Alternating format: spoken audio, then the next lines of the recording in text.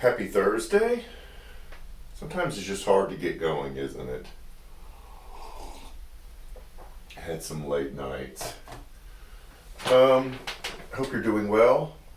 This is going to be a mashup of what we're going to talk about this Sunday and what we talked about last night in the gathering. If you haven't seen it yet, we finally finished up our trust series with the 8 pillars of trust. And so we're going to kind of mash up together.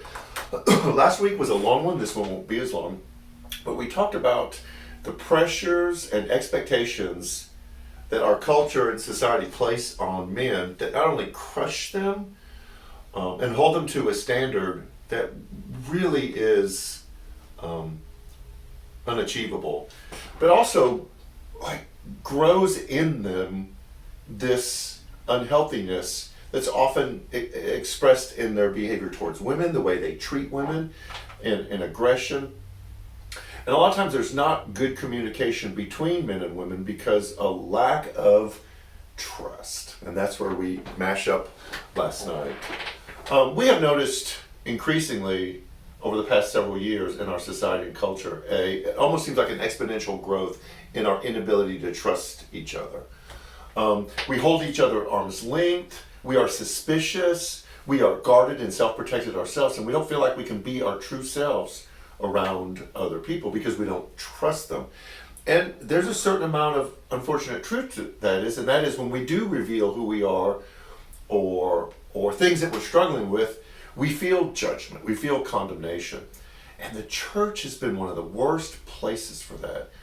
A lot of times the church is the least safe place to express your own struggles, your own frustrations, the things that you're feeling and dealing with, because there's not a sense of trust. And this is what we've discovered is at the root of trust, and that is, I may not agree, I may not like, I may wrestle a little bit with what you're wrestling with, how you see the world. But trust says, even in all that, I want to create a sense of commitment to the relationship to allow you to wrestle through that. Because we are all working toward what it means to be Jesus-centered in the way that we live out our lives. And a lot of times those of us in the church use what we believe and the way we interpret Scripture as a hammer to make people be just like we think they should be. And that doesn't grow trust, that grows suspicion. And then people just say, well, I don't need that in my life. So this Sunday, we're going to wrap up kind of the expectations that are placed on men. We're going to go back to the scripture we went before, but we're going to pull some specific things out of it.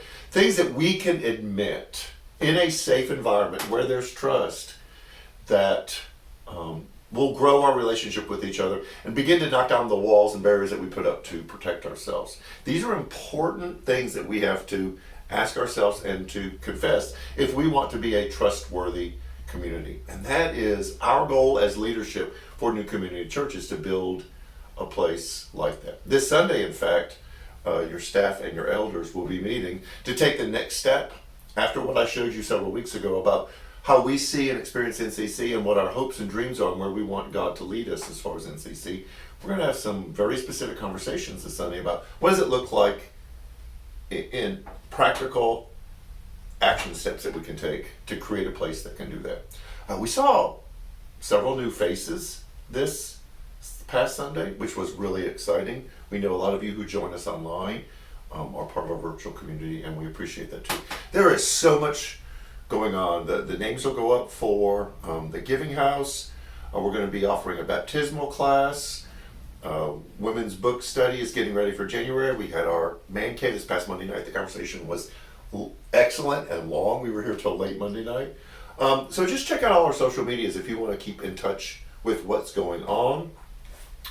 And it's going to be cold this week, so take care of yourself. And we want to see you Sunday. This is going to be an important conversation. So have a great week. Take care, and we'll see you.